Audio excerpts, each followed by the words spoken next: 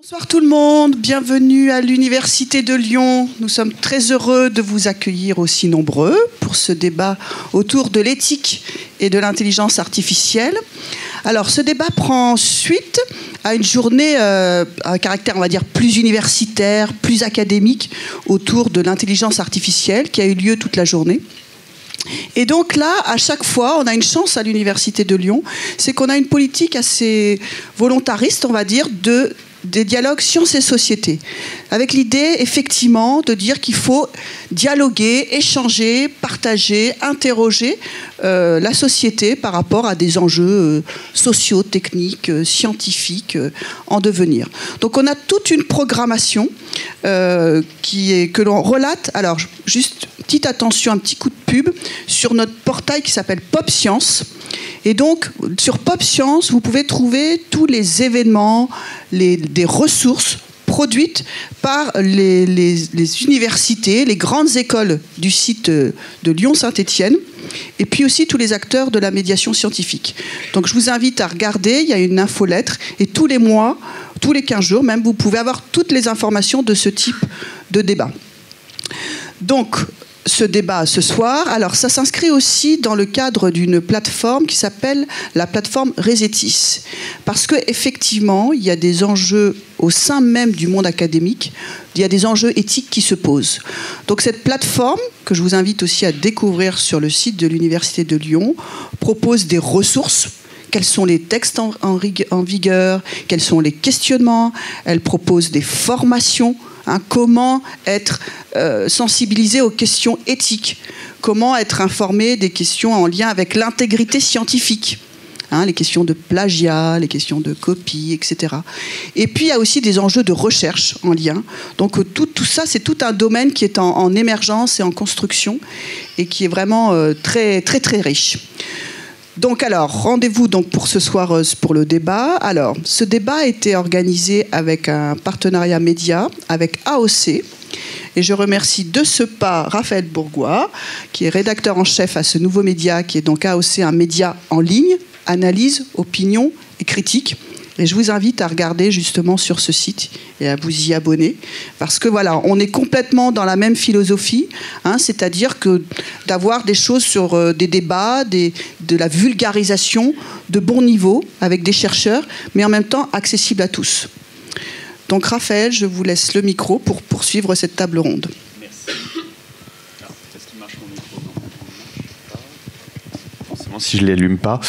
Pourtant, je fais de la radio. Bonsoir, merci d'être là, en effet, et puis merci pour ces quelques mots, notamment sur AOC, le quotidien qu'on a créé il y a 2 ans, qui est un quotidien d'idées, en effet, où on demande à des chercheurs de traiter de sujets d'actualité, et donc, par exemple, les sujets d'intelligence artificielle appliqués au travail, aux questions d'éthique, aux questions de droit, comme il sera question ce soir, sont des sujets qu'on a pu aborder.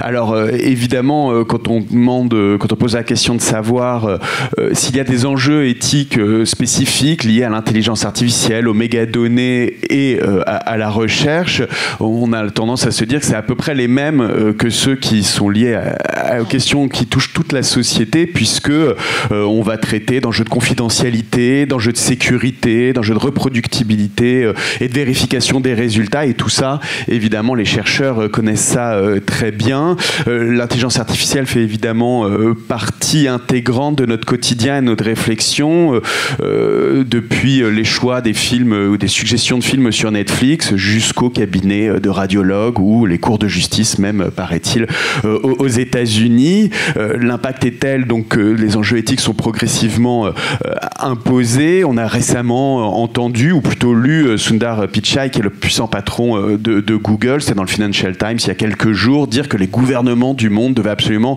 se saisir des questions éthiques sur des questions comme la santé ou la voiture autonome, qui sont précisément des sujets qui intéressent énormément Google. Les gouvernements n'ont pas attendu. En 2019, les 42 pays de l'OCDE se sont engagés de façon non contraignante, mais engagés tout de même sur les principes pour éviter les risques de dérive liés à l'intelligence artificielle. Et ici en France, encore récemment, en 2018, celui qui était alors député La République En Marche, mais qui n'est plus En Marche manifestement modestement pour ceux qui suivent l'actualité parisienne, Cédric Villani avait publié un rapport, donner un sens à l'intelligence artificielle, un rapport dont a découlé un certain nombre de choses, dont un comité d'éthique du numérique qui a été créé sous l'égide du Comité consultatif national d'éthique. En tout cas, le Comité consultatif national d'éthique chapeaute ce comité d'éthique du numérique. On en a ici une représentante. Alors encore une fois, quelle spécificité en matière d'éthique pour la recherche, il va en être question, mais on va ouvrir la discussion avec nos trois intervenants sur des questions qui touchent au-delà de l'université et de la recherche.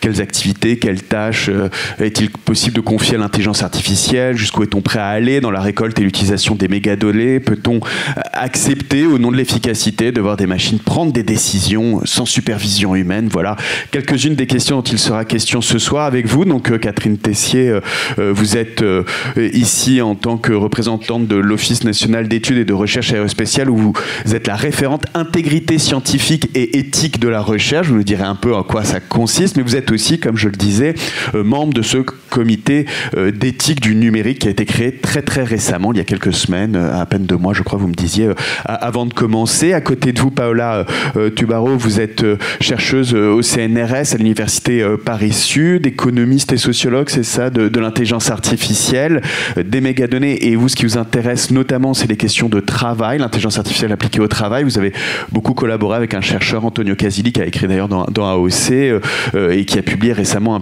un livre aux éditions du Seuil sur cette question du travail automatisé et de l'intelligence artificielle. On en parlera. Et enfin, Guillaume Rousset, vous êtes le régional de l'étape, vous venez juste au-dessus de l'université Jean Moulin, enfin d'au-dessus parce qu'on y est quoi, enfin bref, l'université Jean Moulin. On m'a dit qu'on disait plus, on spécifiait plus forcément les noms des universités, mais vous êtes tous l'université de Lyon, c'est comme Paris-Sorbonne, et vous êtes maître de conférence en droit, et évidemment les questions d'éthique et d'intelligence artificielle trouvent dans votre champ de recherche à s'appliquer de façon assez forte ces dernières années. Alors peut-être commencer par un effort de définition, essayer de faire un petit peu de pédagogie si vous le voulez bien, et je commencerai avec vous, Catherine Tessier, sur ce sujet, non pas de définir l'éthique ou de définir l'intelligence artificielle, mais tout de même de nous dire un petit peu, selon vous, dégonfler un certain nombre d'idées reçues, de fantasmes peut-être, parce que c'est vrai qu'on parle beaucoup d'intelligence artificielle, on s'interroge beaucoup sur ce qu'elle fait à nos vies, sur les enjeux éthiques qui y sont liés. Comment est-ce que, selon vous, la question se pose aujourd'hui ? Alors d'abord, l'intelligence artificielle, c'est une discipline scientifique qui est ancienne, puisque ça remonte aux années 50, donc c'est une branche de l'informatique. Donc oui, il s'agissait initialement de simuler des comportements, en particulier des comportements de résolution de problèmes et de prise de décision qui sont spécifiques du vivant. Alors je ne dis pas simplement l'homme, ça peut être aussi l'animal, pourquoi pas. Voilà, donc c'était ça initialement. Donc initialement, on a fait des systèmes effectivement de résolution de problèmes, de planification par exemple, des systèmes experts, donc où on acquérait de la connaissance auprès d'experts, donc pour faire des diagnostics par exemple de manière automatique. Et puis donc ça, c'est ce qu'on appelle plutôt l'intelligence artificielle dite symbolique, c'est-à-dire qu'on travaille avec des formules mathématiques, de la logique essentiellement. Voilà.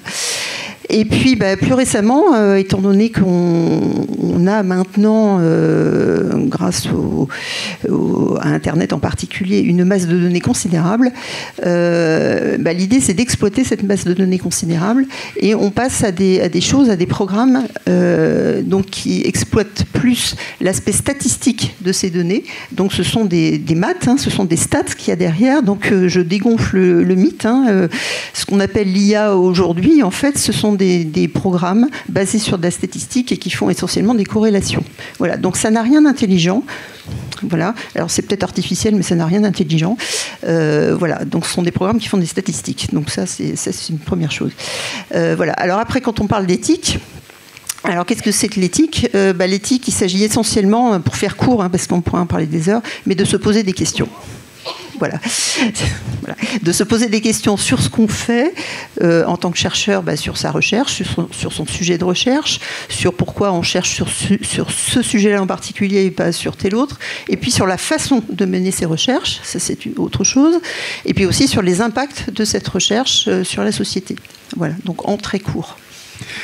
Alors justement, pour continuer un petit peu dans cette façon de dégonfler un peu les mythes, Paola Tubarro, quand on parle d'intelligence artificielle et notamment de l'intelligence artificielle appliquée aux questions de travail, on arrive très très vite à l'humain. C'est-à-dire qu'on se rend compte que derrière l'intelligence artificielle, en tout cas on a des intelligences artificielles, c'est-à-dire que ce sont souvent derrière des tâches, les tâches sont souvent accomplies par des humains.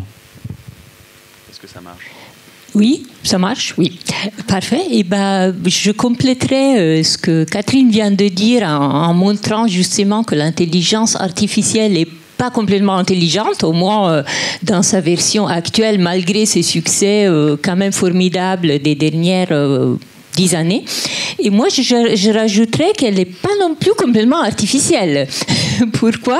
Parce que Catherine l'a dit, il s'agit de programmes basés sur des critères statistiques qui apprennent à partir des données, reconnaissent des régularités et à partir de là, essaient de les reproduire ou d'en tirer des conséquences.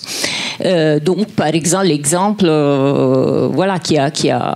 que tout le monde a peut-être en tête, c'est reconnaître des objets sur une image, reconnaître les chiens et les chats, que jusqu'à très récemment, un ordinateur ne savait pas faire. C'est évident pour nous, c'est pas évident pour une machine qui raisonne en termes de pixels. Mais en lui montrant plein d'exemples des chiens et des chats, avec chacun distinguer ça c'est un chien, ça c'est un chat, au fur et à mesure, en fait, le système statistiquement arrive à reconnaître des régularités chez les chiens qui ne se trouvent pas chez les chats, et donc du coup à dire avec une certaine confiance, une probabilité assez élevée, qu'on est en train de voir un chien plutôt qu'un chat. Et donc là, où est-ce que c'est l'humain dans tout ça ? Qui est-ce qui fournit ces exemples ? Ils viennent d'où, ces images des chiens et des chats? Et j'ai dit, ça doit être des images des chiens et des chats avec des petites étiquettes qui disent où est le chien et où est le chat. Parce que sinon, l'ordinateur, il ne va pas trouver tout seul. Qui fait ça? C'est des gens. C'est des gens qui le font à la main, parfois à longueur de journée, parfois de temps en temps dans des pauses, parfois gratuitement. Pensez à tous les CAPTCHA que vous avez fait en ligne en reconnaissant toutes les entrées du magasin, les voitures rouges, je ne sais pas quoi. Mais il y a aussi des humains qui font ça comme un vrai travail, payé, pas beaucoup, parce que c'est des petites choses, mais... En fait, il existe des plateformes en ligne. La plus connue est Amazon Mechanical Turk, créée par Amazon justement, qui s'auto-définit elle-même comme Artificial Intelligence, l'intelligence artificielle. C'est faire aux humains ce que les machines ne savent pas encore faire elles-mêmes. Et en fait, si on regarde, on ouvre la boîte noire des prodiges de l'intelligence artificielle, il y a derrière beaucoup de main-d'œuvre humaine qui a contribué à créer tous ces petits exemples, à mettre des petits labels dans des images, à faire des tâches parfois pour nous toutes simples et bêtes même, parce que, pour nous, reconnaître des chiens et des chats, c'est pas très compliqué, et qui a nourri les prodiges dont on a été témoin.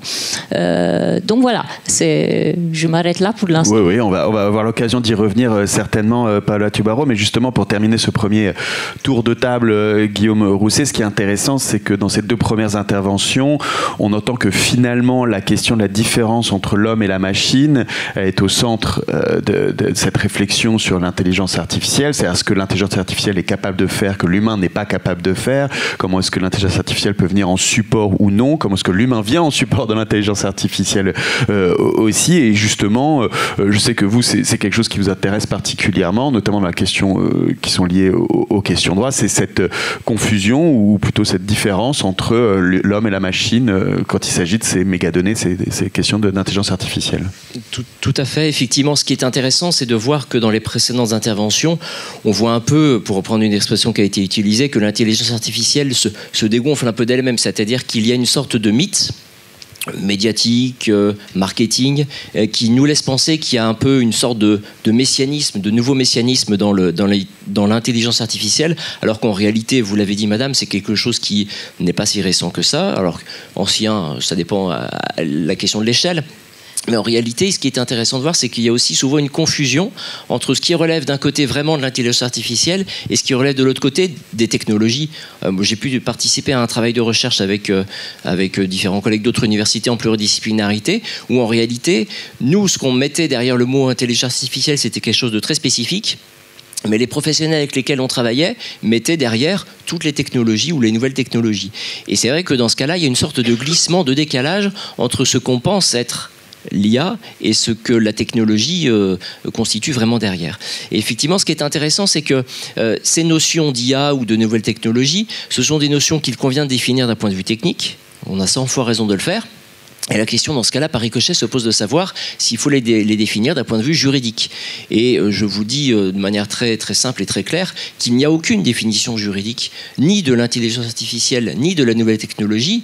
Alors, la première réaction pourrait de dire que c'est problématique, parce que comment voulez-vous que le droit appréhende et encadre une notion qu'il ne définit pas ? Ça paraît difficile, parce que si on ne délimite pas la notion, on ne peut pas la réguler. En réalité, pour un juriste, c'est pas forcément problématique, parce que l'intelligence artificielle et les nouvelles technologies, les mégadonnées, peu importe, ce ne sont pas des notions juridiques. Donc il est heureux que le droit ne définisse pas des notions qui ne sont pas juridiques. Tout simplement parce qu'il n'est pas légitime à le faire, et puis parce qu'il n'est pas compétent pour le faire. Je vous donne quelques exemples pour faire le parallèle. Moi, je suis spécialisé en droit de la santé. La santé n'est évidemment pas une notion juridique. Et le droit de la santé encadre cette notion sans l'avoir définie.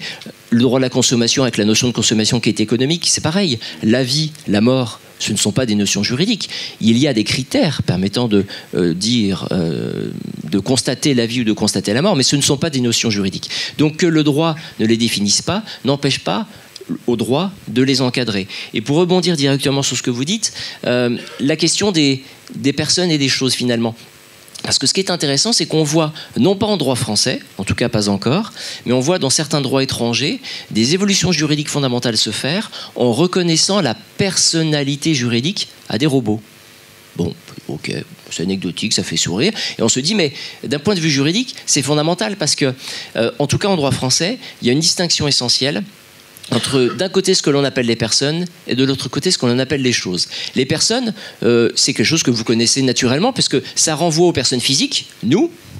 Encore faut-il savoir quand commence la personnalité juridique des personnes physiques, ça c'est un autre débat, mais c'est aussi les personnes morales, les entreprises, les sociétés, les syndicats. D'un côté les personnes, de l'autre côté les choses. Qu'est-ce qu'on appelle les choses ? Il y a les choses qu'on peut s'approprier, notamment qu'on peut vendre. On appelle ça des biens, un stylo, un téléphone portable, une caméra, un ordinateur. Et puis il y a des choses qu'on ne peut pas s'approprier, qu'on ne peut pas vendre. L'air, la lune, le soleil, des organes, les organes du corps humain. En tout cas en droit français. Parce que par exemple en droit espagnol, on peut vendre ses ovocytes.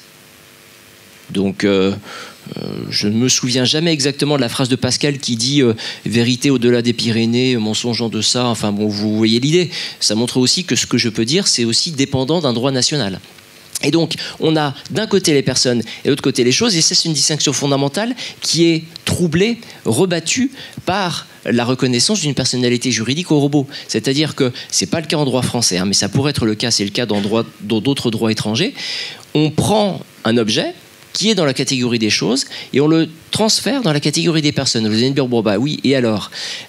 Ça joue énormément sur les conséquences parce que ce qui caractérise une personne, c'est le régime juridique qui va avec. Une personne peut se marier, une personne peut adopter, une personne peut contracter. Alors là, attention, je vais faire un parallèle cinématographique un peu incertain. Peut-être avez-vous vu dans le public un film qui s'appelle Ted ? Ça vous parle, hein? Voilà, c'est une référence culturelle un peu particulière, hein, je vous prie de m'excuser. Et ben là, c'est Ted 2. Alors pour ceux qui ne connaissent pas, les bienheureux qui ne connaissent pas, Ted, c'est un petit ourson qui, par la magie de l'enfant qui en est le propriétaire, a pris vie. Mais cet enfant a grandi, il est devenu un adulte, et l'ourson aussi. Il a des habitudes de vie que je ne préciserai pas ici, mais qui sont un peu différentes peut-être des nôtres ou pas d'ailleurs, je ne sais pas. Et Ted a grandi et ce qu'il veut faire, c'est qu'il veut se marier parce qu'il est tombé amoureux d'une femme, donc une humaine, hein, et il veut adopter, puisque la magie n'a quand même pas permis toutes les possibilités. Et ce film est une métaphore juridique parfaite de la distinction entre les personnes et les choses, c'est-à-dire que c'est une chose, cet ourson, mais qui veut être considéré comme une personne parce qu'il veut le régime juridique applicable aux personnes. Il veut pouvoir être père, il veut pouvoir se marier.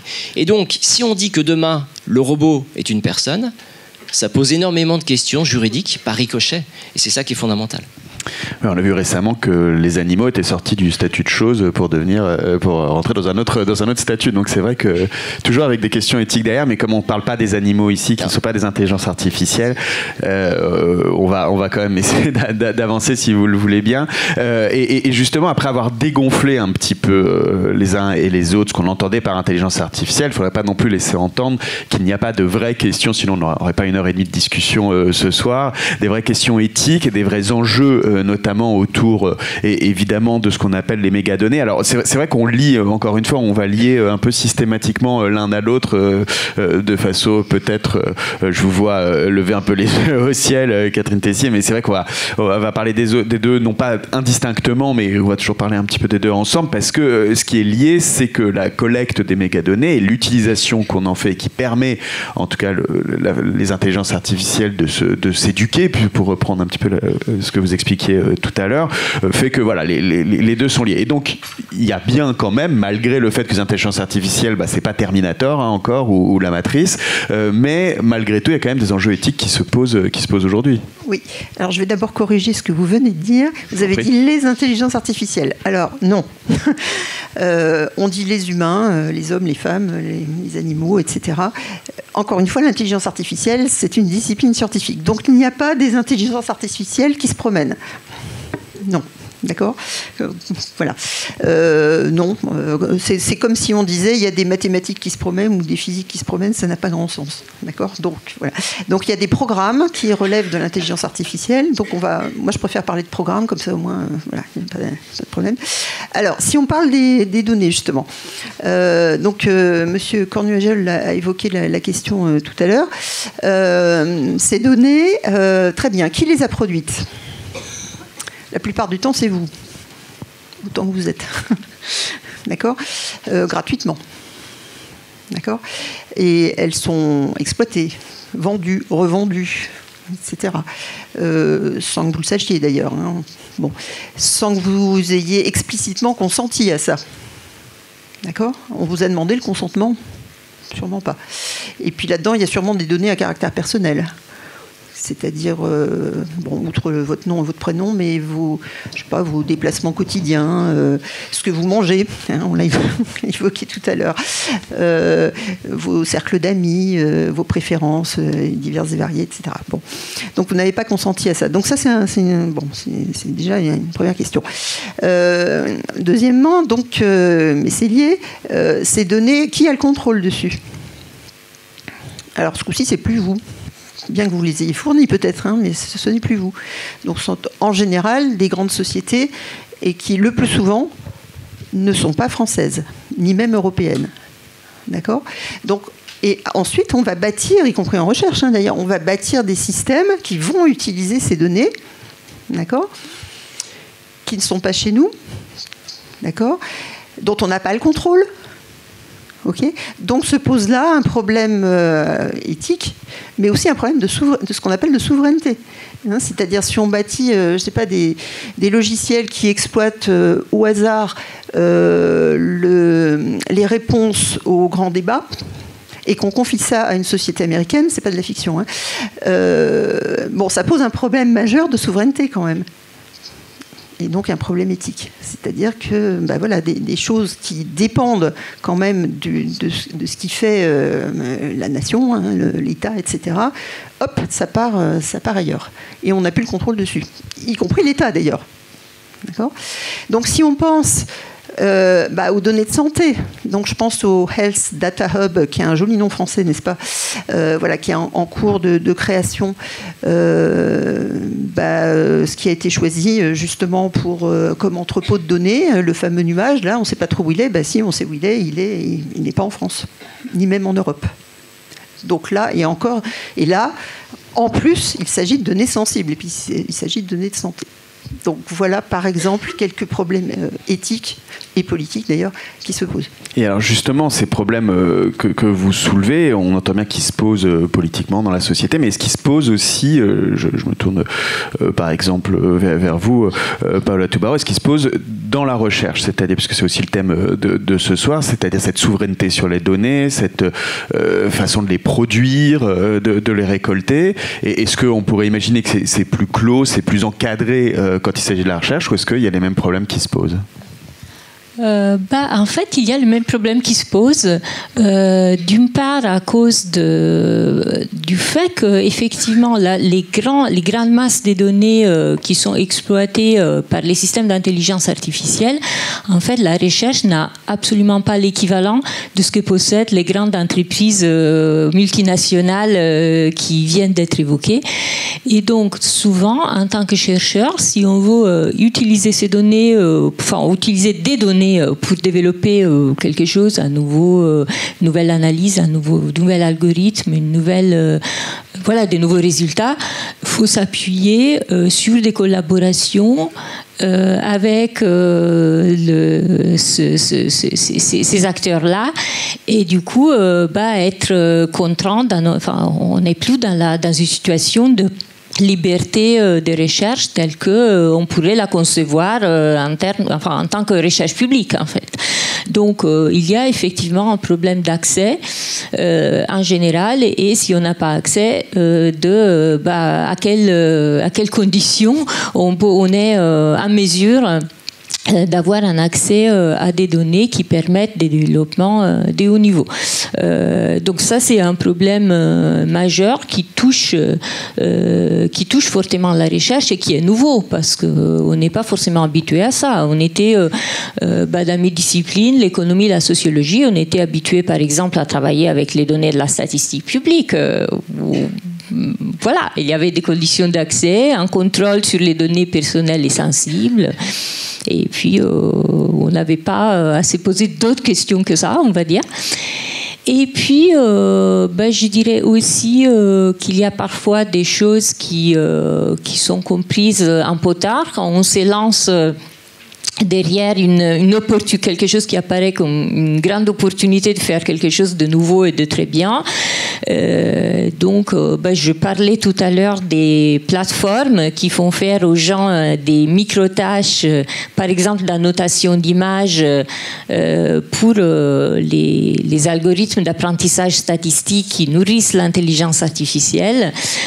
Ces plateformes sont aussi utilisées par pas mal de chercheurs, parce que si on veut distribuer, par exemple, un sondage ou une expérience, voir comment les gens réagissent à des changements, des questions posées de façon différente, etc. Ça semble idéal. Au lieu de demander à ces étudiants de première année de faire ça en échange de quelques points pour augmenter leurs notes, on va le faire en ligne.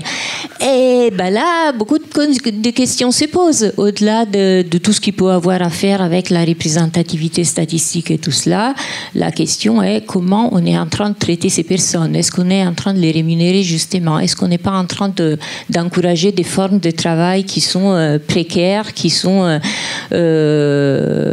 mal payées, qui sont peut-être externalisées en Inde, aux Philippines, au Madagascar, et j'en passe. Oui, donc Guillaume Rousseau l'entend, ces enjeux éthiques sont à la fois individuels, c'est-à-dire comment on traite individuellement les gens qui sont amenés à intervenir dans ce processus d'intelligence artificielle, et collectif, c'est-à-dire quand on parle des données médicales qui sont, d'une plateforme des données médicales de tous les Français qui vont se retrouver dans un pays étranger, c'est évidemment un problème de souveraineté nationale. Ça nous touche tous individuellement, mais voilà. Et puis bon, la notion de souveraineté, elle apparaît assez vite en fait quand on s'intéresse à ces questions d'intelligence artificielle et d'éthique. Oui, tout à fait, effectivement, je voudrais rebondir sur un des mots clés, une des notions clés qui a été abordée tout à l'heure, c'est la question du consentement. Elle est fondamentale parce que c'est celle qui détermine le respect ou l'irrespect de la notion aussi clé qu'est la vie privée, qui est la notion aussi de confidentialité. Vous avez parlé, madame, tout à l'heure de la question de demande-t-on toujours le consentement ? Effectivement, c'est une des questions fondamentales. Parfois, le consentement n'est pas du tout demandé, et parfois, c'est plus fourbe, il est demandé, mais en fait, il n'est pas effectif. Deux exemples à avoir à l'esprit. On a tous, moi le premier, utilisé des logiciels ou souscrit des contrats en ligne où vous avez toute la police du contrat et on vous demande de cliquer si vous avez lu et compris et accepté. Alors on ne défile jamais, on ne lit jamais l'intégralité du document, si tant est qu'il soit compréhensible d'ailleurs, et on clique tout de suite sur oui j'ai compris, oui j'accepte. Quelle est la réalité du consentement ? D'un point de vue formel, il existe. D'un point de vue réel, il n'existe pas. Et au-delà, on a tous connu, deuxième cas, des applications qui, au moment de leur première utilisation, vous demandent si vous acceptez que l'application accède à vos photos, à vos vidéos, etc. Pour parfois des applications qui n'ont matériellement pour fonctionner pas besoin d'avoir accès à ce genre de choses. Et vous pouvez répondre oui ou non, aucun problème. Sauf que si vous répondez non, vous ne pouvez pas utiliser l'application. Donc à nouveau, le consentement est demandé, mais de manière totalement fourbe et artificielle. Alors artificielle dans un autre sens cette fois-ci. C'est-à-dire que c'est un consentement qui n'est même pas qu'apparent. Et ça me fait penser à une phrase de Monterland qui disait « La liberté existe toujours, il suffit d'en payer le prix ». Je suis toujours libre de dire oui, de dire non. Là, je suis libre de dire non à l'accès aux photos par l'application, mais je n'ai pas accès à l'application. Et de fait, on force mon consentement et on me dit après tout, mes photos, c'est pas grave. Et on contribue sans s'en rendre compte, moi le premier, à la constitution effectivement de ces données massives qui sont une richesse sans fond et sans fin pour les entreprises, sur notre dos, en somme. Mais alors, est-ce que, puisque quand on parle d'éthique, il ne s'agit pas seulement de se plaindre, j'allais dire, en tout cas de regretter l'absence aujourd'hui ou les difficultés de l'éthique, est-ce que dans la technologie telle qu'elle se développe, on peut imaginer des technologies plus lisibles, plus traçables, plus transparentes, encadrées ? J'imagine qu'au comité d'éthique numérique, ce sont des questions que vous avez à vous poser, Catherine Tessier. Alors, si on parle de la transparence, c'est vrai qu'on voit ce mot partout. Il faut être transparent, il faut ouvrir les algorithmes. Ça a été le cas de Parcoursup, par exemple. Voilà. Donc, c'est la loi pour une république numérique. Donc, les algorithmes qui sont utilisés pour prendre des décisions administratives doivent être ouverts. C'est-à-dire que tout un chacun, tous les citoyens doivent avoir accès à l'algorithme et au code même. Bon, si tant est que le citoyen puisse comprendre le code. Bon, ça c'est une autre histoire. Bon, très bien. Donc on est transparent, très bien. Est-ce que c'est souhaitable ? Voilà, c'est une vraie question éthique. C'est-à-dire qu'il y a certainement un compromis à faire entre le transparent et puis la sûreté. C'est-à-dire si on est transparent, tout un chacun effectivement peut se saisir de la chose, voilà, en faire ce qu'il veut, pour le bien. Et peut-être pour le moins bien. D'accord ? Donc, faut-il être trop transparent à tout prix ? Ça n'est pas sûr. D'accord ? Donc, je ne sais pas, les logiciels qui vont être mis, peut-être, si ça existe un jour, dans les véhicules autonomes, par exemple, faut-il qu'ils soient transparents ? Ça n'est pas sûr. D'accord ? Parce qu'il y a un compromis à faire avec la sûreté. D'accord ? Par ailleurs, vous avez majoritairement tous, j'imagine, ce qu'on appelle un smartphone. D'accord ? Vous ne savez pas ce qu'il y a dedans. C'est complètement opaque pour vous. D'accord ? Est-ce que ça vous gêne ? Non. D'accord ? Donc typiquement, c'est un objet qui est totalement opaque, mais ça vous va bien. Donc, encore une fois, la transparence, ça se discute. Voilà. Donc voilà une vraie question éthique, donc qui est vraiment liée c'est une sorte de dilemme finalement entre être ouvert et puis être aussi fermé que nécessaire pour assurer en particulier la sûreté. Voilà, Tubarão, sur cette question de la transparence, c'est aussi la question de savoir, d'être capable en fait de comprendre quand il n'y a pas forcément intelligence artificielle, si j'ai bien compris, mais au moins calcul, algorithme, il se crée des sortes de boîtes noires, dit-on. Alors j'avoue que techniquement je suis assez limité sur ces questions-là, mais malgré tout ce que j'ai pu lire, c'est que en science, on dit toujours que voilà, pour qu'il y ait un résultat acceptable, il faut être capable de le reproduire, d'en comprendre la démonstration. On voit que sur ces questions-là, et c'est aussi une question de transparence, ça n'est pas le cas. Et donc, là encore une fois, quelle question ça pose d'un point de vue éthique et qu'est-ce que ça pose à la chercheuse que vous êtes ? Oui, il y a un aspect de cette question de la transparence qui est un problème pour les scientifiques même qui développent les algorithmes. Depuis quelques années, on voit le succès de ce qu'on appelle les algorithmes de deep learning, apprentissage profond. Donc, en gros, pour faire hyper simple et vite, c'est le même principe qui a été illustré tout à l'heure. Donc, c'est un principe d'apprentissage statistique à partir d'une grande base de données qui servent d'exemple et qui donc aide ensuite où la machine reconnaît des régularités et elle est capable ensuite de les retrouver sur des nouveaux cas. Donc ces modèles d'apprentissage profond, ils font la même chose mais de manière beaucoup plus efficace en fait découpant le processus en différentes couches, chacune étant chargée de s'occuper d'un aspect, d'une dimension particulière. Et puis ils rassemblent les tout. Et donc tout ça, c'est quelque chose qui a fait le progrès très rapide des algorithmes de reconnaissance d'images, par exemple de reconnaissance visuelle, de vision par ordinateur ces dernières années.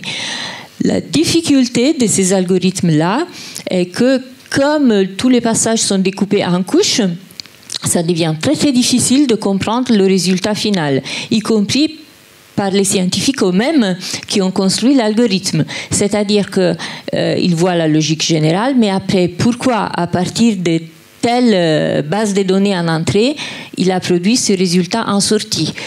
C'est pas forcément très clair. Je répète, y compris pour les gens qui les conçoivent. Et il y a maintenant, depuis 2 ou 3 ans, en fait, un courant de recherche en machine learning, en apprentissage statistique qui se développe beaucoup et qui vise à développer l'explicabilité de ce type d'algorithme. L'explicabilité, l'interprétabilité, parce que des fois ils sortent des résultats et on ne sait pas trop pourquoi et comment, et ça peut avoir des impacts très très forts. Imaginez, c'est les débats qui s'est développé le plus en termes de cas réels, notamment aux États-Unis.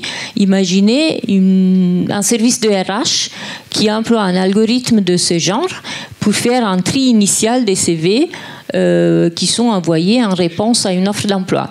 Et donc il se trouve que l'algo, il va sélectionner un certain groupe de CV et pas d'autres. Peut-être l'humain intervient après pour faire le tri final et tout, mais il y a une présélection qui est faite. Et alors pourquoi cela et pas d'autres? Si un candidat qui a été refusé pose la question, ils ne sont pas capables de lui dire.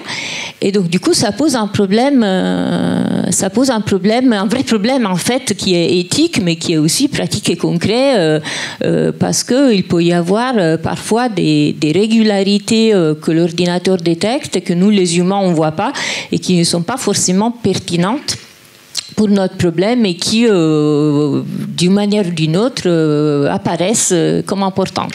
Donc il y a un problème de transparence qui est même qui se pose très très en amont en fait, déjà au niveau scientifique et qui après peut avoir des répercussions pratiques assez et évidemment éthiques assez importantes une fois que les algorithmes sont déployés.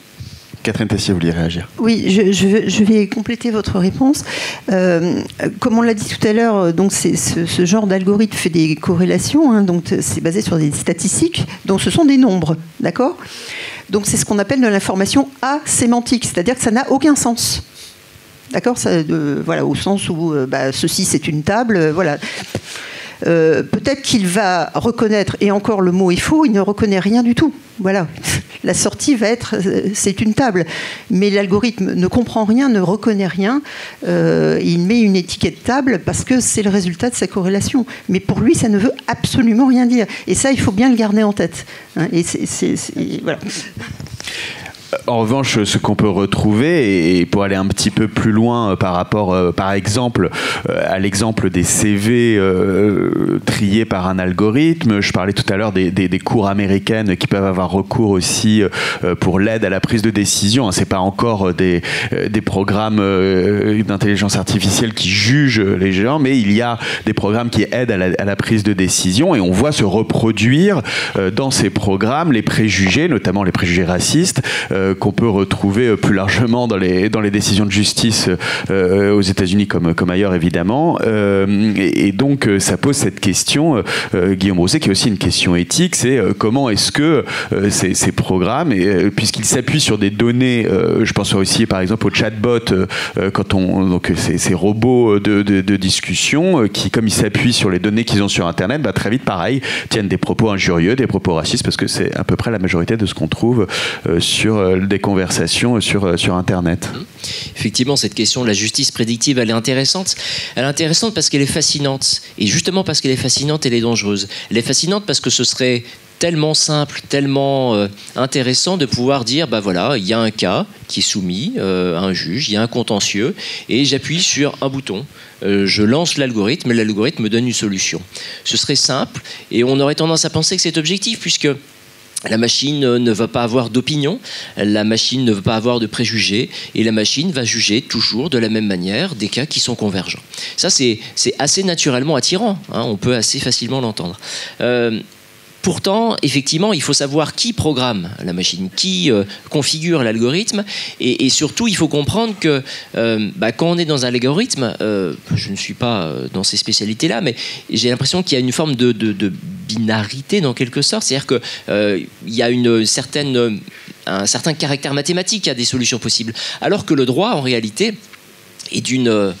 non pas que le reste ne le soit pas, mais d'une subtilité particulière, d'une nuance particulière.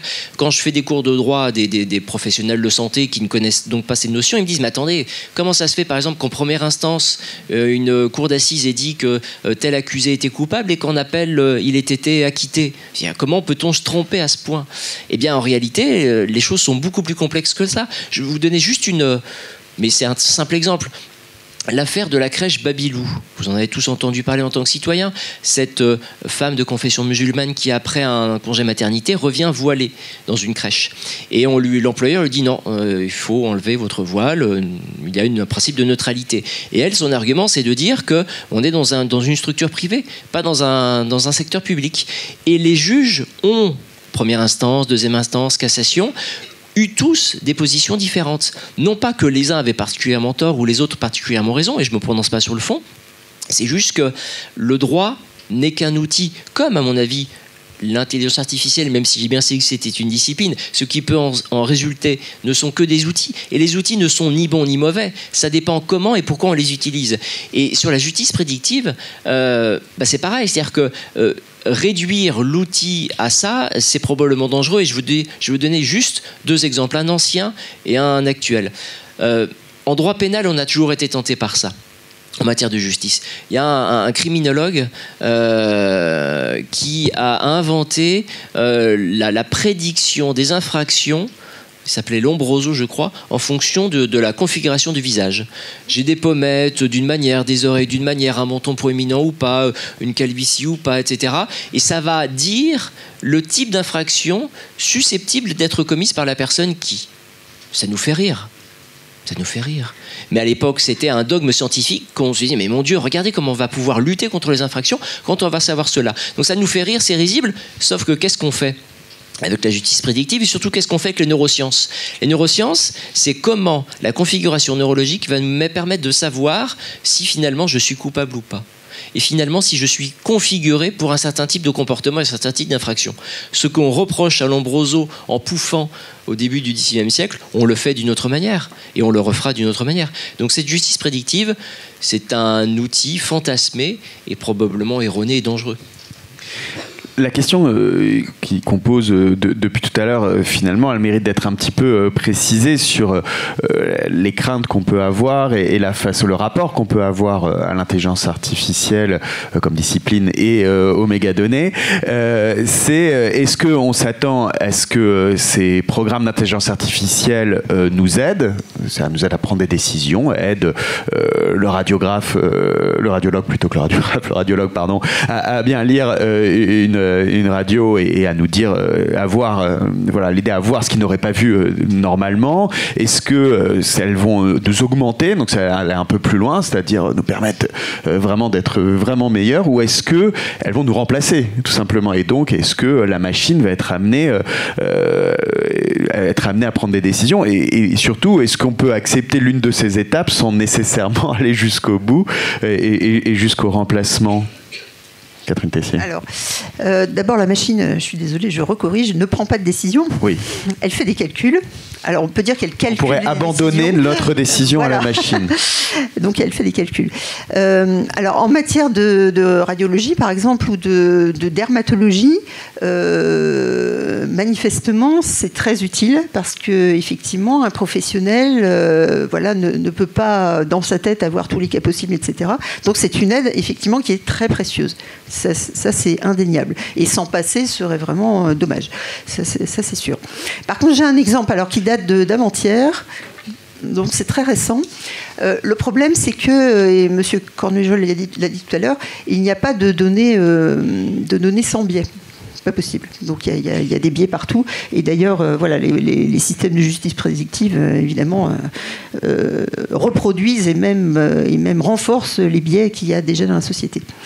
Et il se trouve que donc c'est quelque chose de très récent. C'est du domaine juridique puisque c'est la justice des Pays-Bas qui a, je crois, hier ou avant-hier, déclaré que les logiciels à base donc d'apprentissage qui était censé détecter les fraudes, enfin anticiper les fraudes aux allocations familiales ou à la sécurité sociale aux Pays-Bas, était illégal. Enfin, il est conseillé de retirer ce genre d'algorithme, puisque les biais étaient tels que, évidemment, ça ciblait les populations les moins favorisées. Voilà. Donc, reproduction des biais et des préjugés que l'on a. Mais quand on est chercheur, quand on fait de l'économie, quand on fait de la statistique, les biais, on a l'habitude. Est-ce qu'ils sont vraiment renforcés par le recours aux mégadonnées et aux logiciels d'intelligence artificielle ? En fait, les biais, ils viennent d'où? On peut se poser la question. En général, très très très rarement, voire jamais, c'est quasiment jamais les concepteurs, les ingénieurs, les informaticiens qui développent ces algorithmes.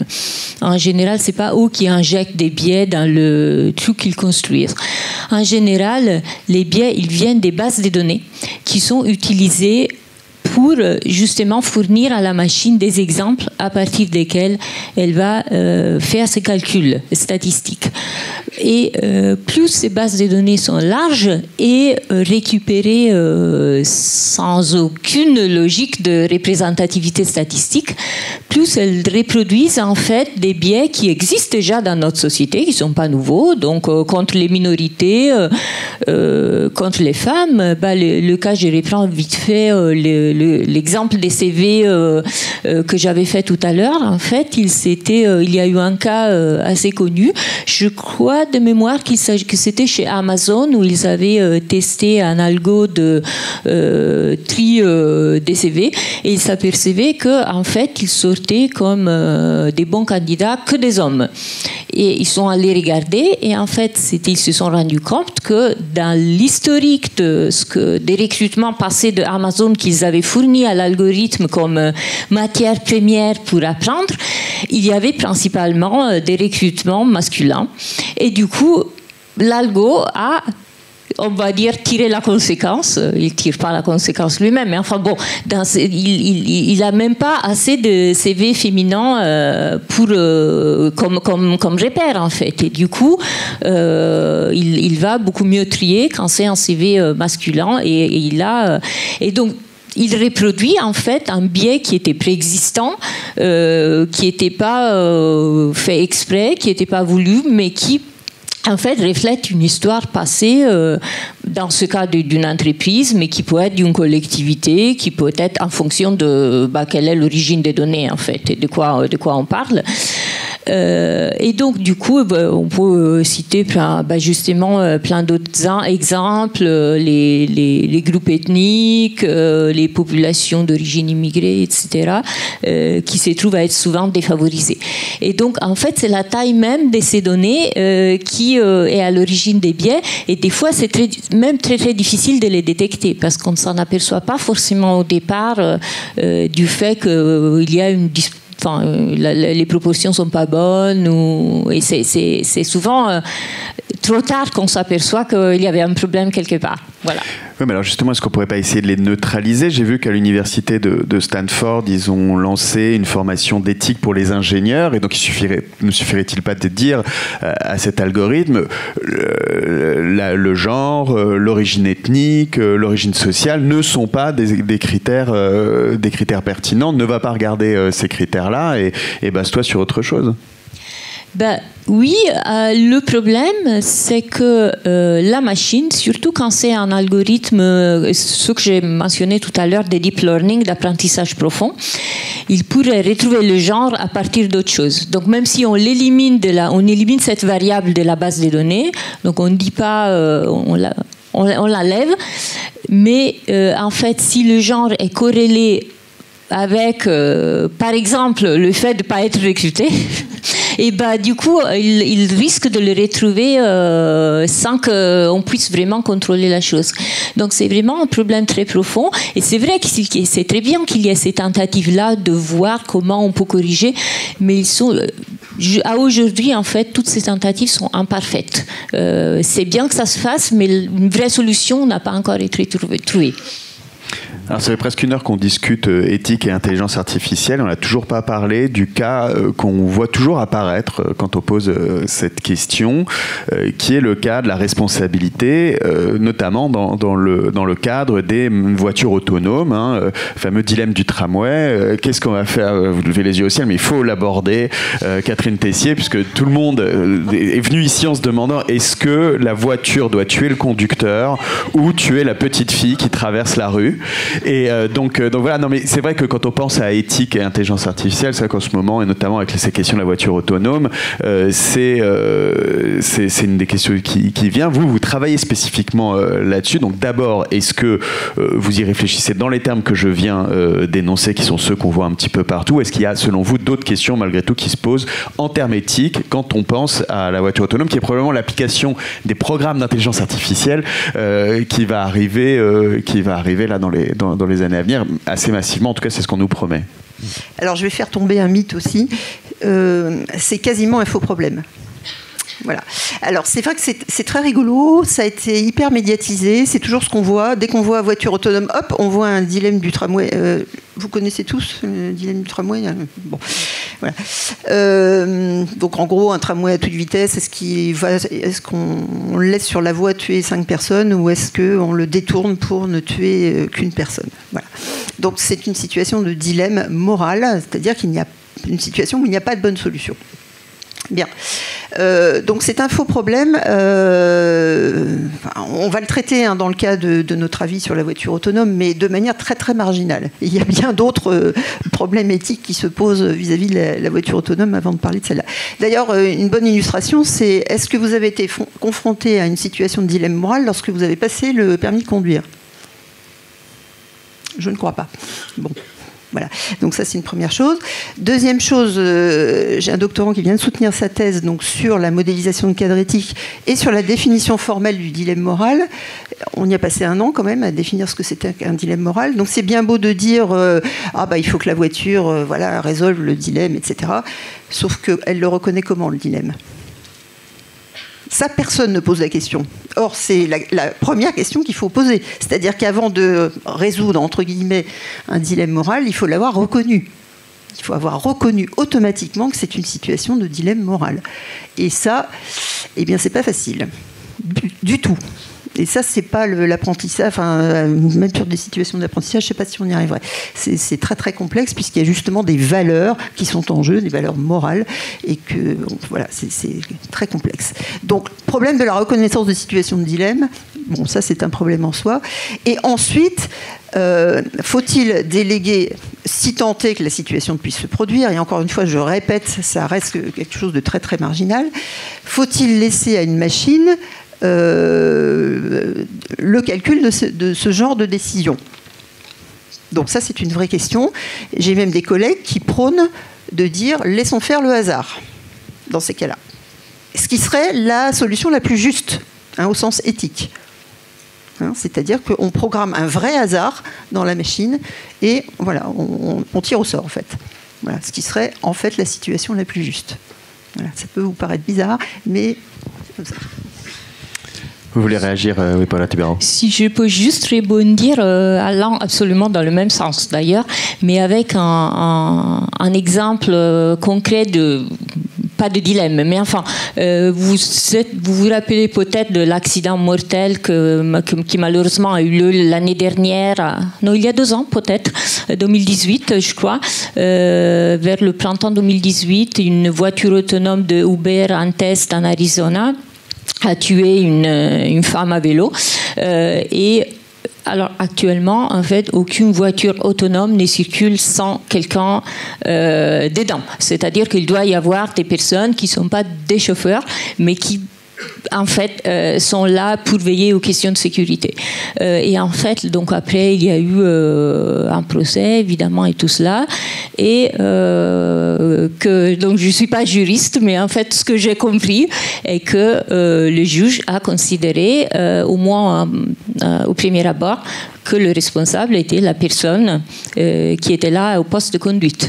Alors, en fait, des images, elle semblait dormir, mais en fait, non. Après, avec une autre caméra, ils ont montré qu'elle était en train de regarder la petite tablette qui suivait le chemin de la voiture. Donc, en réalité, elle était en train de faire son travail, mais quelque chose n'a pas marché.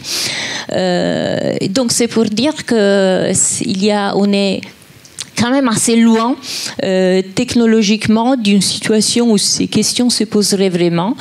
J'ai comme l'impression que récemment, les promesses, tout récemment, je parle des derniers mois, semaines peut-être, les promesses de développement de la voiture autonome on commence à être un peu nuancées parce que même les grandes entreprises commencent à annoncer que c'est peut-être pas pour tout de suite, ça manque encore de temps, donc on va en voir encore beaucoup avec des humains dedans. Guillaume Rousset, cette question de la responsabilité, elle est éthique, elle est éminemment juridique, évidemment. Donc on aimerait vous entendre, soit sur la voiture autonome, soit sur les questions que vous connaissez aussi très très bien, comme vous l'avez dit tout à l'heure, qui sont les questions médicales, quelle est la responsabilité du médecin quand il a recours à une intelligence artificielle, de voir ou de ne pas voir, j'imagine, telle ou telle pathologie. Oui, effectivement, 2 points. Le premier sur la question des véhicules autonomes, sur laquelle je ne travaille pas, mais une réflexion plus générale, c'est que ce qui est intéressant, c'est que la redéfinition des rôles de chacun a un impact naturel sur le régime de responsabilité. C'est-à-dire que lorsque je suis dans ma voiture normale, en tant que conducteur, j'ai un rôle actif. Je suis maître du véhicule. Je suis celui qui détermine son action. Je suis l'impulsion du véhicule. Alors que lorsque je suis dans un véhicule autonome, j'ai une passivité. D'ailleurs, quel est le terme à utiliser? Conducteur, manifestement pas. Utilisateur passif en plus, passager en quelque sorte, où là on imagine bien que... Alors, je ne connais pas l'affaire qu'on a citée. Enfin, je l'ai connue médiatiquement, mais je ne sais pas quels ont été concrètement les arguments utilisés par le juge américain, sachant que le droit est différent. Mais demander ou exiger une responsabilité de celui qui n'avait qu'un rôle passif, c'est pas évident, mais c'est presque une forme d'injustice. Mais si c'est pas lui qui est responsable, qui est-ce ? Est-ce que c'est le producteur de la machine, le programmateur, le configurateur, ou celui qui en est le propriétaire, qui n'a pas forcément, que sais-je, entretenu, mis à jour, adapté par rapport à des nouvelles données. Bref, c'est important d'avoir cette autonomie de la voiture, mais il est fondamental de savoir dans ce cas-là qui est responsable. Et on retombe sur la question de la personnalité juridique, parce que si le véhicule autonome a une personnalité juridique, il peut en être responsable. Enfin, qu'est-ce que ça va changer? On va condamner une voiture autonome à être à la fourrière, l'équivalent de la prison, que sais-je, ça n'a aucun sens. Vous allez dire que je suis obsédé par les animaux, mais on condamnait bien des animaux à une certaine époque du Moyen-Âge. Oui, la fourrière au sens, des véhicules. Mais si c'est pas donc une responsabilité du véhicule en tant que personne, c'est une responsabilité donc d'autres personnes. Et finalement, c'est une responsabilité qu'on connaît très bien, producteur, utilisateur, produit défectueux. Et ce qui est intéressant, c'est que ça vous montre qu'en réalité, les cartes juridiques qui devaient être rebattues par une révolution technologique sont en réalité tout à fait classiques. Et peut-être, avant de répondre sur la santé, vous vouliez... Oui, je veux juste compléter. Sur les accidents d'avion, par exemple, la problématique est exactement la même, puisque à bord d'un avion, il y a beaucoup d'automatismes, et on se pose la question, qui était en contrôle au moment où ça a commencé à dysfonctionner? Est-ce que le pilote automatique était déconnecté? Est-ce que c'était l'équipage qui avait le contrôle, etc. Sur le Rio-Paris, il s'est posé toutes ces questions-là, en particulier, et ça a duré des années. Et on a remonté, effectivement, on a essayé de remonter toute la chaîne causale, justement, de responsabilité, et c'est compliqué. Alors, je voudrais juste ajouter quelque chose qui a rapport avec la responsabilité et qui peut poser question aussi, j'ai pas la réponse, c'est dans un véhicule autonome, est-ce qu'on programme la transgression aux règles ? Exemple classique, vous êtes à un feu rouge qui dure longtemps, très très longtemps. Au bout d'un moment, vous allez vous dire, il ne marche plus, il ne marche pas ce feu rouge. D'accord ? Donc je vais passer prudemment, mais je vais passer quand même. D'accord ? Est-ce qu'on programme ça dans une voiture autonome ? Et si ça se passe mal, qui est responsable ? Et sur les questions médicales, alors, qui ont osé ? Oui, sur les questions de santé, effectivement, c'est intéressant. Vous avez bien tous les deux posé les éléments du débat. C'est-à-dire que c'est la place plus ou moins importante que la machine va prendre par rapport à la responsabilité de l'homme. C'est-à-dire que, soyons clairs, si en dermatologie, en imagerie, vous l'avez cité, on peut voir plus rapidement et plus efficacement par justement une base de données alimentée, tel élément qui paraît problématique permettant de poser un diagnostic plus facilement, c'est très bien, c'est très intéressant. Mais à nouveau, c'est un outil. L'idée n'est, me semble-t-il, mais c'est une vision peut-être un peu prescriptive de ma part, n'est pas de remplacer l'humain. L'idée, c'est pas de s'en frotter les mains, s'en laver les mains, en disant voilà, la machine fera mon boulot à ma place. Parce que déjà, ça signifie sinon que le médecin sert plus à rien. Ça veut dire que son travail est capable d'être fait par une autre machine. Ça signifie que lui, finalement, n'a aucune utilité, aucune plus-value. Alors qu'au contraire, il est censé s'en servir comme outil, comme on le voit avec le scanner, l'IRM avant. C'est un outil qui permet de mieux travailler, de travailler de manière plus efficace, de manière plus rapide, mais pas de se déresponsabiliser. Je prends un exemple légèrement différent. Vous ne connaîtrez pas forcément. Il y a ce que l'on appelle en santé les recommandations de bonne pratique. Ce sont des sociétés savantes qui disent la césarienne, de manière raisonnable, ça se fait dans tel cas, de telle manière, selon telle modalité, etc. On pourrait très bien dire, attendez, il y a les sociétés savantes qui ont dit qu'il fallait faire A, B et C. Qui suis-je pour remettre en cause ce que disent les sociétés savantes ? Mais on ne peut pas imaginer se déresponsabiliser, parce que sinon ça signifie que en fait un médecin n'est pas un être doté de raison et de jugement, que c'est un être qui applique juste des procédures. C'est un prestataire de service, c'est un exécutant. On ne fait pas 10 années d'études de médecine pour être exécutant, me semble-t-il. Et justement, ça laisse penser que puisque c'est un outil, ça intervient dans la liberté de jugement. Et la liberté de jugement, c'est celui qui juge qui en est toujours le responsable. Sartre disait, il n'y a de liberté que de liberté responsable.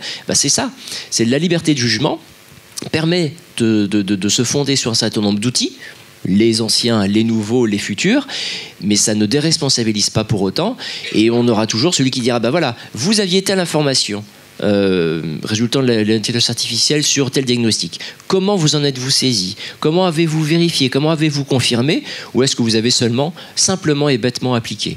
Et bien évidemment, l'idée, c'est de toujours avoir une place accordée à l'humain, en plus de l'utilisation technique, étant précisé que de toute façon, on l'a dit tout à l'heure, c'est l'humain qui configure, qui prépare la machine. Donc l'humain est au cœur de cette intelligence artificielle. Donc il n'y a pas de césure, il n'y a pas de binarité, il y a en réalité une interpénétration des choses.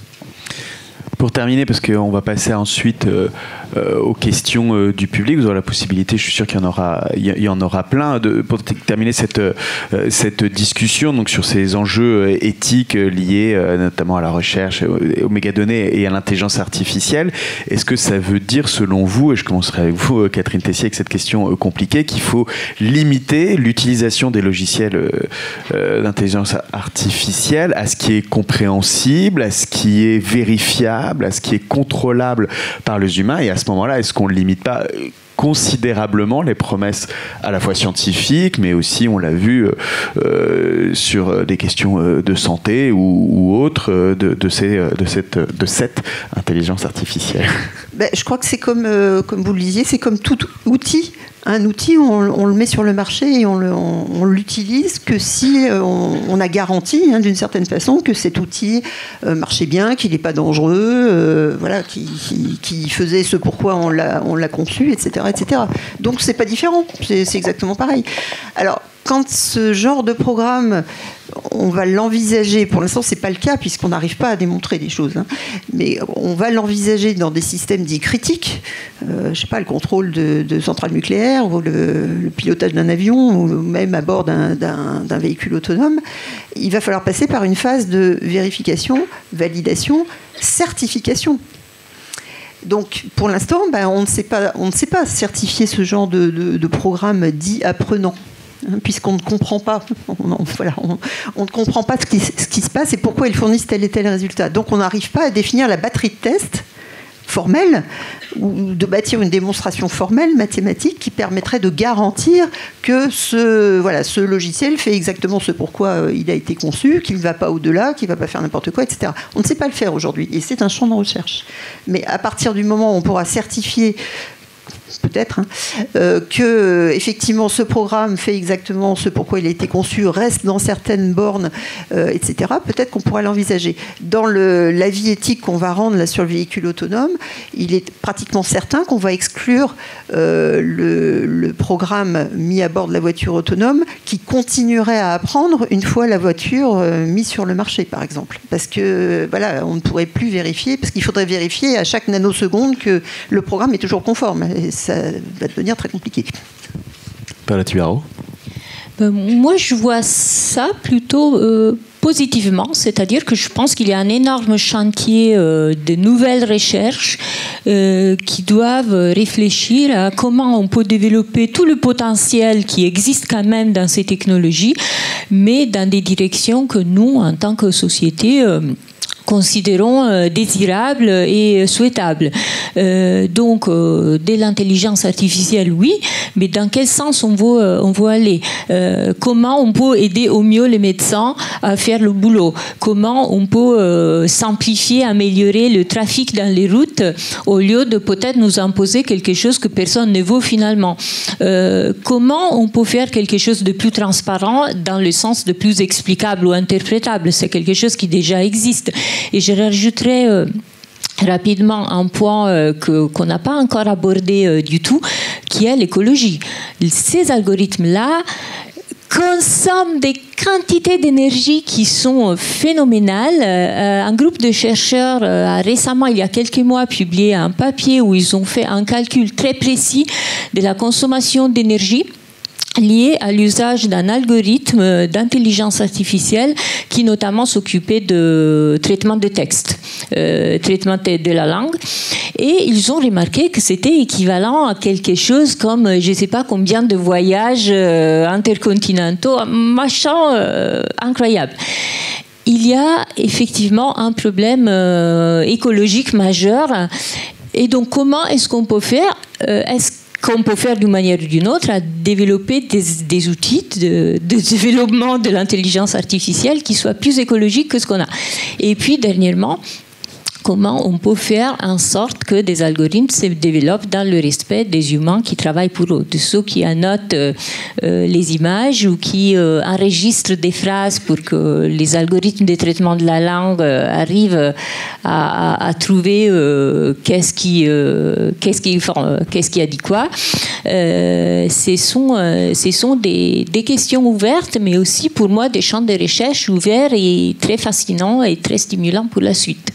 Dernier mot, Guillaume Rousset. Oui, effectivement, je pense qu'on est assez facilement tous d'accord sur la notion d'outil. En réalité, l'outil n'est ni bon ni mauvais, ça dépend pourquoi on l'utilise et comment on l'utilise. Et c'est ça les bornes éthiques, les bornes morales, les bornes juridiques qui doivent nous guider. Je prends un exemple, un peu particulier. Mais c'est comme un marteau, j'ai un marteau dans la main, avec mon marteau, je peux construire la très belle maison dans laquelle ma famille va vivre. Mais avec ce marteau, je peux aussi tuer ma femme. Elle est au courant que je prends régulièrement cet exemple-là, mais elle est toujours là, à ma connaissance. Donc voilà, le marteau n'est ni bon ni mauvais par principe. Alors il peut être bien conçu, etc., ou mal conçu, mais c'est ce qu'en fait l'utilisateur qui détermine les choses. C'est d'abord ça. Même si l'utilisateur peut être influencé par le marteau, car quand on a un marteau, tout problème finit par ressembler à un clou, comme on dit, vous le savez bien.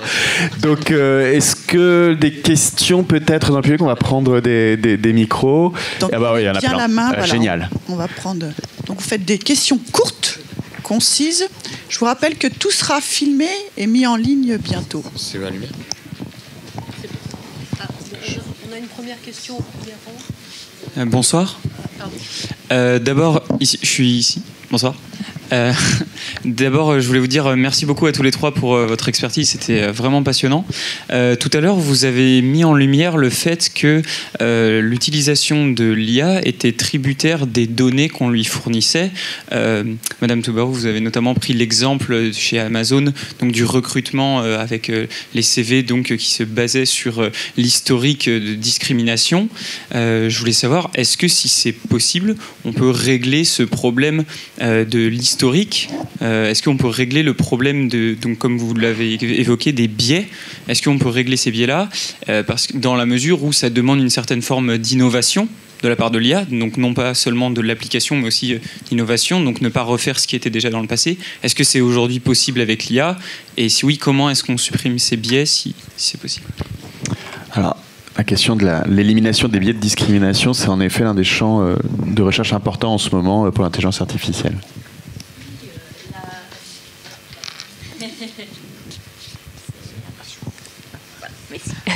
Pardon. Oui, non, c'est un grand problème. Et en fait, il faudrait trouver des bases de données alternatives qui ne reflètent pas, par exemple, une différence a priori historique entre les hommes et les femmes ou des groupes différents. Voilà. Le problème, c'est de les trouver parce que si ces biais ont existé auparavant, toute donnée sortie du passé va d'une manière ou d'une autre, peut-être fortement, peut-être faiblement, mais va quand même un petit peu les refléter. Et donc, la réflexion à faire est comment s'apercevoir assez tôt, assez en amont du fait qu'il y a peut-être un problème et le corriger. Et c'est là que s'oriente la recherche. En fait, aujourd'hui, les algorithmes ont cette limite, on peut dire, c'est-à-dire qu'ils ont besoin de grandes masses de données pour fonctionner. Et ces données viennent du monde réel, où existent les biais.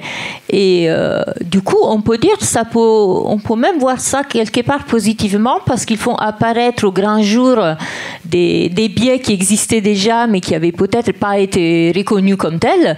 Peut-être Amazon ne s'était pas vraiment rendu compte que historiquement, ils avaient embauché que des hommes dans des postes de responsabilité et du coup, ça a fait apparaître le problème. Mais après, la question est qu'est-ce qu'on fait maintenant pour remédier à ça par la suite? Et c'est un gros défi actuellement. Bonsoir à toutes et à tous, merci également. J'avais une question autour de la législation. Est-ce qu'il y a des projets de loi qui ont été faits en France ou à l'échelle européenne ou qui sont dans les tiroirs autour de questions d'éthique ou de la régulation positive comme certains l'appellent? Alors, je vais d'abord laisser répondre Guillaume Rousset, puis après... Sur l'éthique, je vous laisserai répondre, mais par principe, on n'encadre pas l'éthique par le droit, mais je vous laisserai répondre plus précisément. Ce serait contradictoire et probablement contre-productif. Alors, à ma connaissance, une loi dédiée spécifiquement à la question de l'intelligence artificielle dans un pays ou dans un autre, pas particulièrement. Par contre... c'est comme M. Jourdan en fait de la pro sans le savoir, c'est-à-dire qu'on régule juridiquement la question de l'IA d'une manière ou d'une autre, à travers par exemple la question des droits d'auteur. Ce qu'une machine va dans un processus créatif transformer ou créer comme œuvre, savoir à qui ça appartient, qui a des droits dessus, on applique les principes généraux. Je vais vous donner un exemple un peu décalé à nouveau. Quand Internet a été créé, que la question des courriels, des messages électroniques a été créée, on s'est dit, mais ces messages électroniques, ça va nous pousser à repenser les questions de confidentialité. Non, on a appliqué un vieux principe qui est le principe du secret des correspondances. Que le courrier soit papier ou que le courrier soit électronique, c'est un principe général. Donc finalement, la question de l'encadrement juridique de l'IA, on le fait d'abord par les principes juridiques fondamentaux. Il y a des petites choses qu'il faut ajuster, RGPD par-ci, RGPD par-là. Mais il ne me semble pas qu'il y ait besoin d'un droit spécial de l'IA pour encadrer ce phénomène. Alors, la relation entre éthique et droit, alors il y a une chose, il y a un paradoxe, c'est la loi de bioéthique. Ça, c'est paradoxal, c'est un oxymore en soi. Voilà, la loi de bioéthique. Bon, c'est une parenthèse. Non, par contre, au niveau européen, il sort des tas de choses, des tas de textes, alors plus ou moins pertinents, je dois dire, mais relatifs aux robots, à l'intelligence artificielle, etc. Donc ça, il en sort régulièrement. Donc vous pouvez aller sur le site de la Commission, vous verrez des choses, encore une fois, qui sont plus ou moins pertinentes. Voilà, c'est... Non, c'est pas de la législation, hein, ce sont des avis, des positions, etc. Voilà. Mais on peut se demander si ça va pas à terme finir par un règlement, quoi. Palotte Tubarro, puisqu'on parle d'encadrement juridique et que vous travaillez spécifiquement sur la question du travail, justement, est-ce que le droit du travail tel qu'il existe, un peu comme vient de le dire Guillaume Rousset, permettrait tout simplement d'encadrer? Il n'y a pas de spécificité particulière avec l'arrivée de l'intelligence artificielle, de cet outil pour le droit du travail, ou est-ce que malgré tout, il y a un encadrement selon vous des choses qui doivent être mises en place pour répondre spécifiquement à ce que produit le travail de ces tâcherons du clic, comme vous les appelez? Oui, la question du travail, en fait, la question du travail pour l'intelligence artificielle, donc pour les données dont j'ai parlé tout à l'heure, en fait, si vous voulez, se ramène à la question du travail des plateformes en général. Donc ça... Vous avez certainement entendu parler des difficultés, des questions que posent les chauffeurs de Uber, les livreurs de Deliveroo, etc. C'est-à-dire que ce sont des personnes qui ne sont pas des employés, mais qui sont formellement des indépendants, mais qui en fait travaillent principalement pour une plateforme.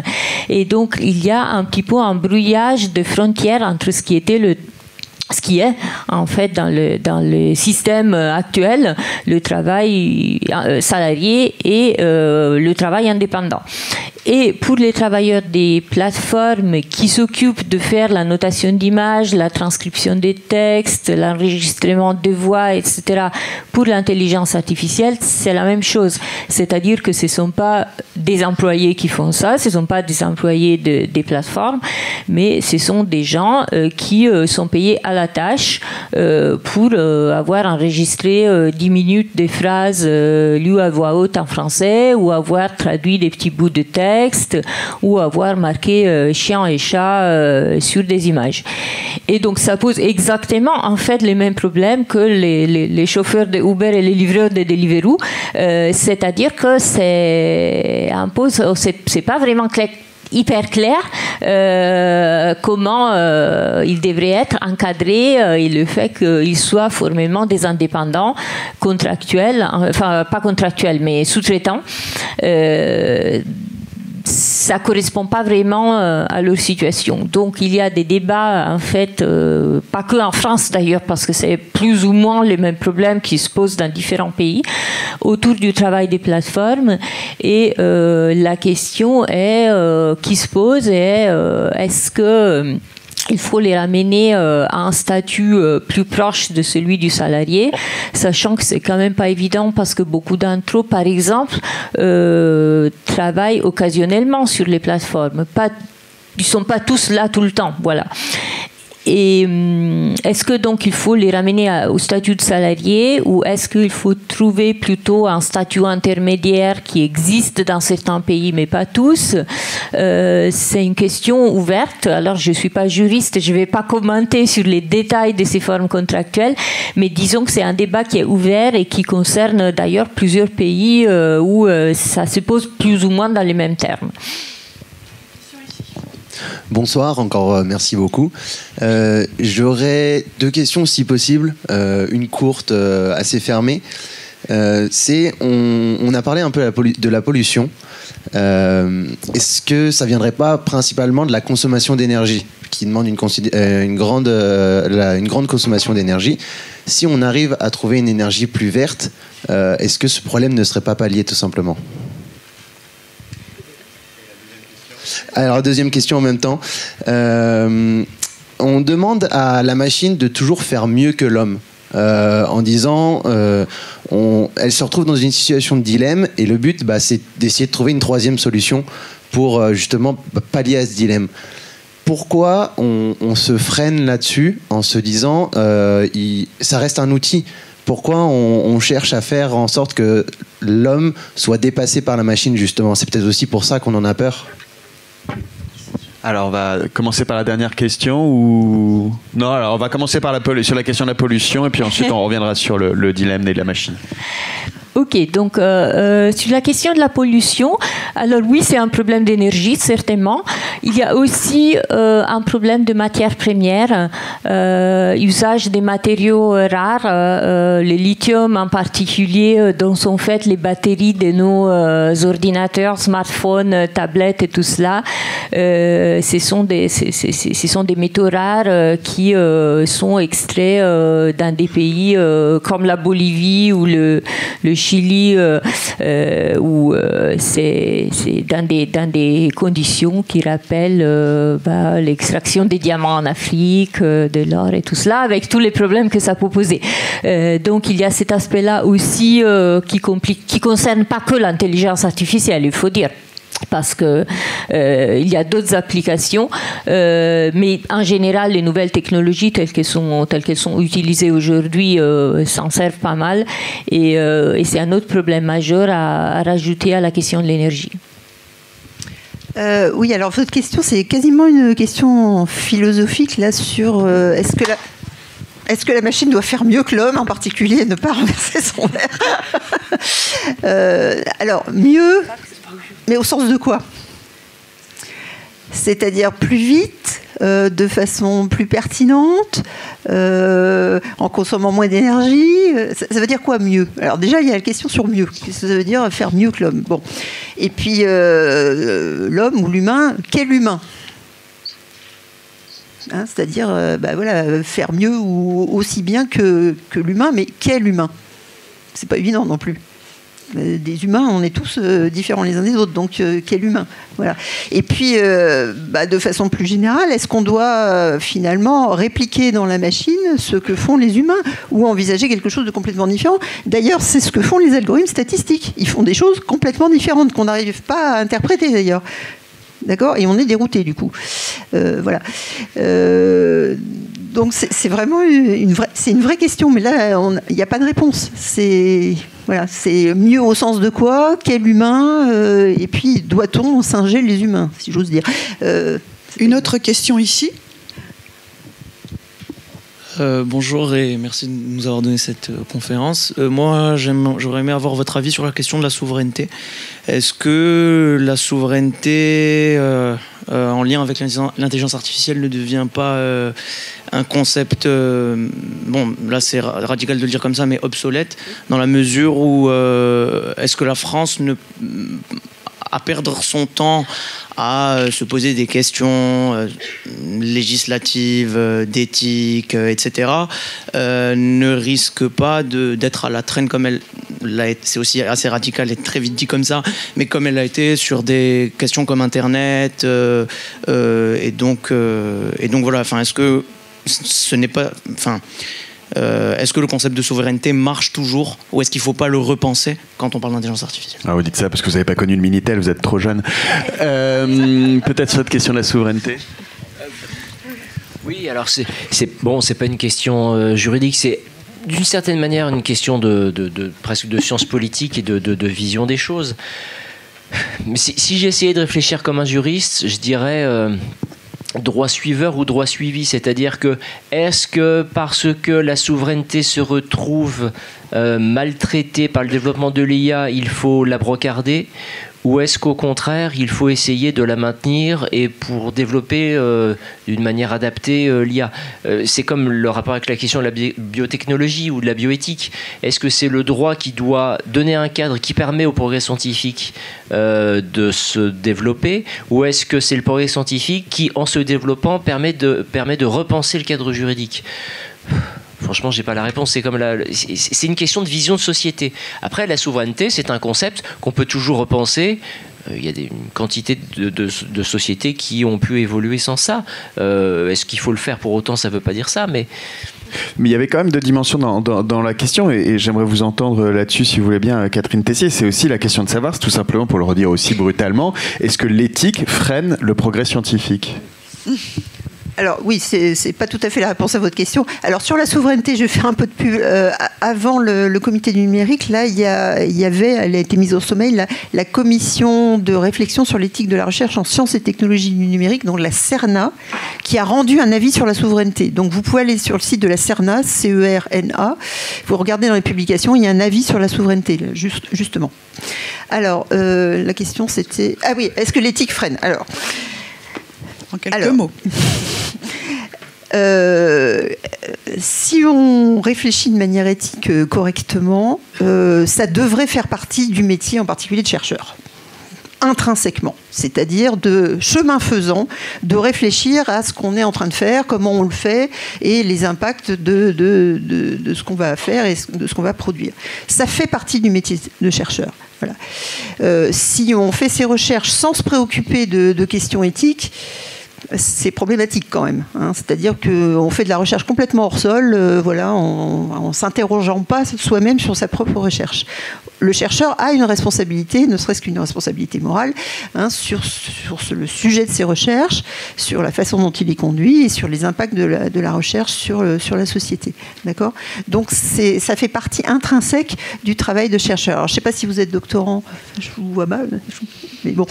Il était question dans la mission Corvol, à laquelle j'ai contribué un petit peu, d'imposer, entre guillemets, aux doctorants d'avoir dans leur manuscrit de thèse un chapitre, ou du moins des éléments de réflexion éthique sur la recherche qu'ils venaient de mener pendant 3 ans. D'accord ? Ça n'a pas été retenu, mais je trouve que c'est vraiment une bonne chose. C'est-à-dire que le doctorant fasse à un moment donné un petit pas de côté avec l'aide de ses directeurs de thèse et se pose des questions sur les questions éthiques sur sa recherche. Je pense que c'est toujours une bonne chose. Et en plus, il ne faut pas dire il y a l'éthique d'un côté et puis les sciences de l'autre. C'est vraiment intimement lié. C'est-à-dire que se poser des questions éthiques peut initier des questions scientifiques. Et par ailleurs, on ne peut pas se poser de questions éthiques si on n'a pas creusé d'un point de vue scientifique. Donc c'est vraiment très, très, très lié. Donc, deux questions qui mêlent droit et formation. Donc, encore merci pour vos interventions. Et est-ce que le fait de créer des normes, par exemple des normes ISO, qui obligeraient les entreprises à produire des algorithmes, on va dire, plus éthiques, plus responsables, serait pertinent? Et en deuxième question, est-ce que la formation des ingénieurs pourrait être davantage portée sur l'éthique pour qu'ensuite ils puissent porter des algorithmes, on va dire, plus en accord avec l'humain? Je note, comme ça, j'en oublierai pas. Deuxième question. On va prendre une deuxième question. Voilà, ici, la jeune fille aussi, parce qu'il nous faut des questions portées par des femmes aussi. Bonsoir. Et après, voilà. Rapide les questions, s'il vous plaît. Alors là, ce n'est pas une jeune fille. Non, mais après, Raphaël, ça va. Je veux poser une question à propos d'être politiquement correct. Disons sur l'algorithme de deep learning. Est-ce qu'il faut penser que l'algorithme a tort? Genre, par exemple, disons, moi, je suis étranger. Disons, si on pose la question, est-ce que l'étranger est moins compétent qu'un Français? Là, avec le political correctness, on ne peut pas poser cette question. Donc, est-ce qu'on peut penser d'une autre manière, de dire, vas-y, l'algorithme, pense comme tu veux, et après, on corrige, genre avec les principes de la mérite et du besoin. Par exemple, on crée un facteur de pondération pour assurer l'égalité homme-femme. D'accord. Merci. On va prendre la dernière jeune fille, question. justement. Voilà. Alors, bonsoir. Je voudrais vous remercier tout d'abord. Et puis, j'aimerais revenir sur ce que vous aviez dit tout à l'heure sur l'évolution constante, des programmes, pour justement qu'ils soient aptes à analyser une grande base de données. Sauf que d'un point de vue médical, si un médecin a une relation avec son patient, donc de confiance, que le patient vient avec une certaine pathologie et se fait diagnostiquer, est-ce qu'à ce moment-là, le médecin pourrait entrer l'information dans le programme pour pouvoir le faire évoluer et entrer de nouvelles données pour enrichir justement cette base de données? Mais à ce moment-là, d'un point de vue éthique, ça brise le serment d'Hippocrate et ça pose un gros problème de confiance. Et j'aimerais savoir où est-ce qu'on pourrait mettre une limite là-dessus. Et est-ce que c'est autorisé, du coup, de transgresser est-ce que ce serait autorisé de transgresser cette relation assez intime qu'a le médecin avec son patient? Merci pour ces questions. Alors, vous avez chacun 1 minute pour répondre à chacune des questions qui sont en plus pas du tout... Vous vouliez répondre, je crois, sur la formation, oui. Formation, ça valide. Donc la formation des ingénieurs. Alors, pour votre information, si vous ne le savez pas, la formation à l'éthique de la recherche et à l'intégrité scientifique est obligatoire, de fait, pour les doctorants. Hein. C'est dans l'arrêté du 25 mai 2016, donc ça c'est clair et net.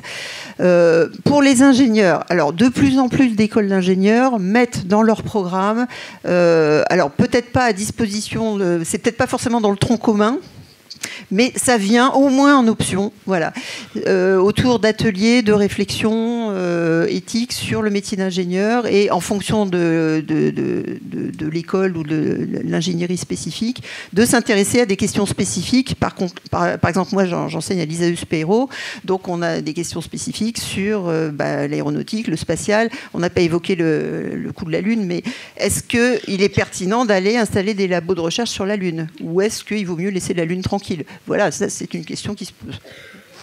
Il y avait aussi dans la même première question la question des normes ISO pour pouvoir justement produire de l'algorithme responsable, et peut-être que ça peut aller avec la deuxième question, qui est une question un peu plus éthique aussi, de laisser l'algorithme faire et intervenir non pas en amont mais en aval pour pondérer.